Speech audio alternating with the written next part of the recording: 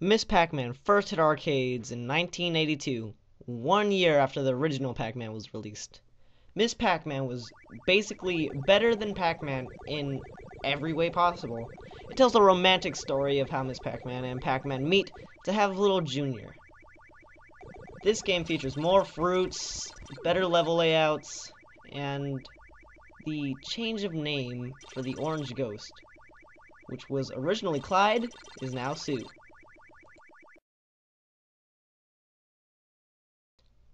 Jade from Beyond Good and Evil, an underrated game that I highly recommend.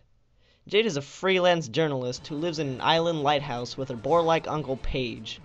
There, she cares for orphan children. Once an aggressive alien race attacks, it's up to her to stop them and take pictures, of course. Not much is known about Beyond Good and Evil 2, but let's just hope it comes out really soon.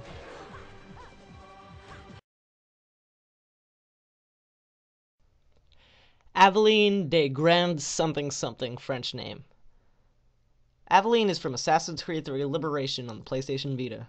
This marks the first time you get to play as a female assassin in the Assassin's Creed series. While you usually take control of Desmond Miles while he's in the Animus to play as his ancestors, such as Connor, it's unsure at this point who's controlling Aveline through the Animus. While you do encounter Connor throughout Assassin's Creed 3 Liberation, like I said, no one knows who's controlling Aveline. Aveline lost her mother while wandering off as a child at what seems to be a market, and was found by this rich French woman. She later joins the Brotherhood to help slaves such as herself, as she takes on 3 alternate identities that gives her new abilities. This is a great game. I definitely recommend it if you have a Vita. You should definitely check it out.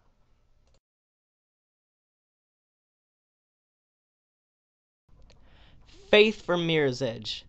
Faith is a freerunner, and in this game, you take control of her as you parkour across rooftops, destroying and, well, outrunning cops. What I think is cops. Anyways, this game was pretty evolutionary at its time because it was probably the first-person parkour game. Although the graphics could have been better, at its time, it was really fun. This game was released on the PlayStation 3, the Xbox 360, and later became an app for the iPhone and Windows Phone.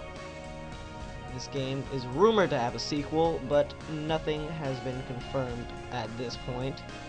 This game is also known for its incredibly awesome soundtrack, featuring Still Alive by Swedish singer Lisa Miskovsky.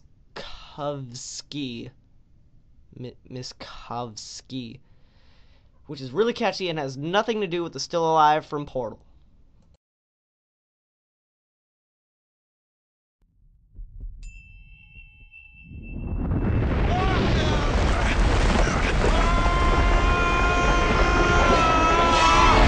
Space!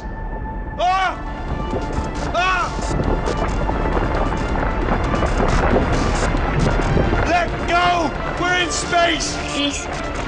Ah! Let go! Let go! I'm still connected! I can pull myself in! I can still fix this! I already fixed Our favorite mute, next to Gordon Freeman, of course. Shell from Portal 1 and 2. Not a lot of detail I can say here, seeing as we have never heard her spoke, ever, I guess. I figured she'd be a cool person to put on the list because, although she shows no emotion, she is in one of, in my opinion, the greatest games ever created. And so I think that gives her an advantage. Plus, she's just an awesome character. Everyone used to do that little thing in Portal 1 where you would shoot 2 portals and make it look like a mirror, and everyone was like, oh, she's a girl. Yeah, so, Shell. Number 6. Before there was Uncharted, there was Tomb Raider. Lara Croft is basically the female equivalent of Nathan Drake. She's an explorer and, well, likes going on adventures. Her newest game, Tomb Raider, is a reboot coming this year. It's on PlayStation 3 and Xbox 360. The original game came out on the first PlayStation.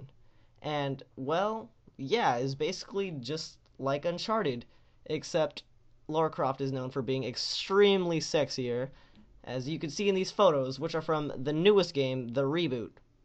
A movie was made starring Angelina Jolie, and later games featured her appearance on this character, and a lot of people did not like that.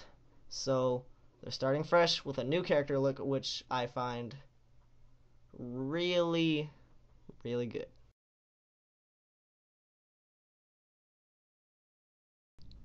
Cat from Gravity Rush, or Gravity Days, depending on where you live. Cat has no recollection of her memory besides waking up and finding a cosmic sort of cat that ended up giving her gravity shifting abilities, hence her name Cat. Her cat's name is Dusty, however. I don't know if that makes sense.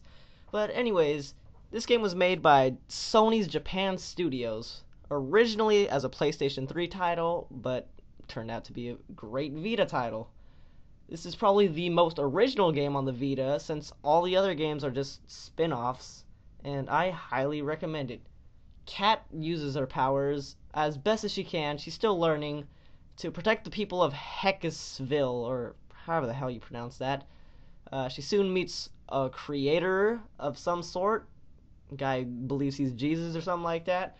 And you just go and defeat what are called Nevi, basically these evil beings who are invading Heckesville, whatever you call it. And as she tries to discover more about her powers, she meets other people with other powers, with other animals that give her those powers. So that's cool. Gravity Rush is a great game, like I said. Features a wide cast of pretty sexy Japanese-looking characters that I'm sure a lot of people will enjoy about that. This game has slight RPG elements. Definitely check it out if you own a Vita. Cat is already being welcomed as a member to the PlayStation family, with a few appearances in other PlayStation games such as Hot Shots Golf and PlayStation All-Stars Battle Royale. A sequel is rumored to be in development by the same studio, coming later, maybe not this year, who knows.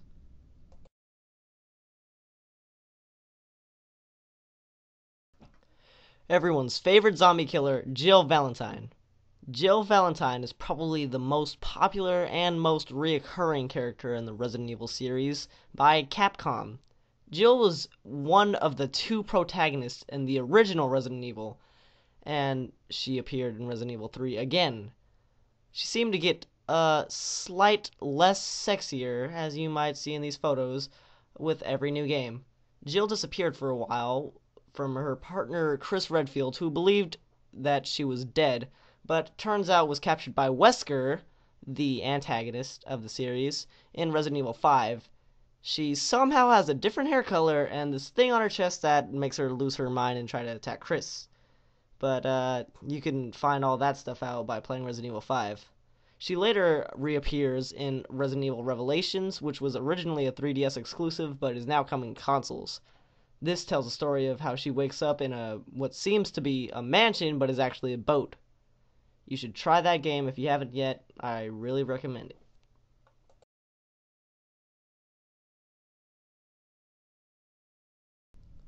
Lightning from Final Fantasy XIII. Lightning's original name was Claire. She was an orphan who took on the code Lightning after losing her parents to escape the vulnerabilities and insecurities of her former self and to become a different person. In Final Fantasy XIII, Lightning embarks on a quest to save her sister, who was turned into a crystal as a result of a curse.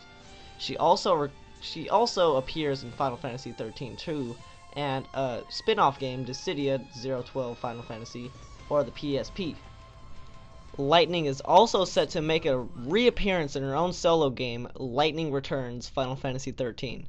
This will mark the end of the series for Final Fantasy XIII. Lightning has a great personality and is often compared to Cloud Strife from Final Fantasy VII.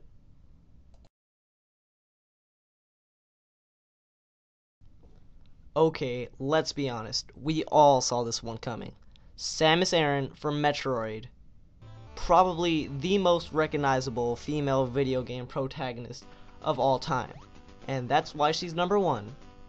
Samus is a badass bounty hunter who has a knack for killing space pirates. Samus has reoccurred in a lot of Nintendo games. Her recent one wasn't the best, and I probably should leave it out of this since it was just an awful game. But Samus started off as a Mega Man style game and then jumped to a first-person shooter on the GameCube and the Wii with Metroid Prime. Metroid Prime now has a trilogy, of course, available on the Wii, with Metroid 1 and 2 being remastered with Wii controls. Samus Aran is her real name. Everyone thought that she was a guy until the end of, I think, Metroid 1 or 2, I'm not too sure, where it was revealed that she was a girl, and a pretty sexy one at that. Samus encounters these Metroid, hence the name, these alien beings.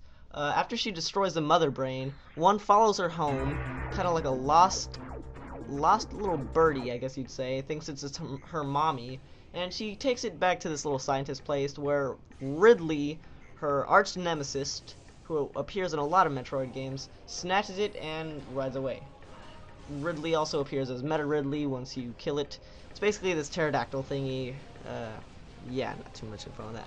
Samus has also occurred in all 3 Super Smash Bros. Games, and is more than likely to appear in the 4th one.